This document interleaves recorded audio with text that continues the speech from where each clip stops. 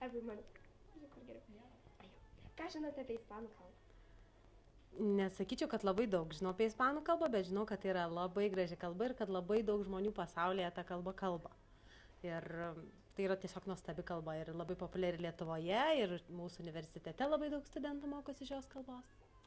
Gerai, o kokiose šalise jinai yra oficiali ir kur jie žmonės kalba?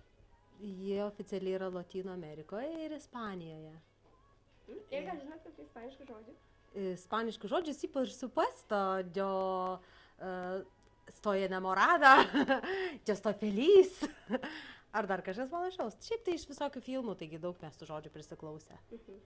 Gerai, ar manot, kad ši kalba yra perspektyvi? Kodėl žmonės ją mokosi? Kur galime panaudoti? Aš tai manau, kad aišku perspektyvi ir visada, kadangi tarptautinis verslas labai populiarus ir studentai, ir žmonės mėgsta keliauti, ir ta kalba tikrai yra ne tik versle, bet ir paprastai gyvenime yra labai svarbi. Ir dabargi labai populiari ir muzika, ir filmai, tai tiesiog aš manau, kad šita kalba tikrai perspektyvi.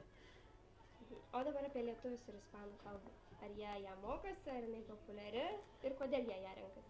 Žinoma, kad mokosi, aš manyčiau, kad pavyzdžiui, bent jau mano kartos žmonėms tai tikrai didelį įtaką daro, sakau, tie patys filmai, ta pati muzika ir noras keliauti, noras pažinti pasaulį, tai tikrai populiari Lietuvoje šitą kalbą ir sakau, kaip dirbdama ir universitete, matau, kad labai daug studentų mokosi iš tos kalbos ir grupės yra tikrai didelės ir manyčiau, kad tik ne dėl asmeninių kažkokių tikslų, bet ir dėl ateities, dėl noro keliauti, išvažiuoti, dirbti, gyventi. Tai va. Ačiū labai. Ačiū Jums. Špargalkė.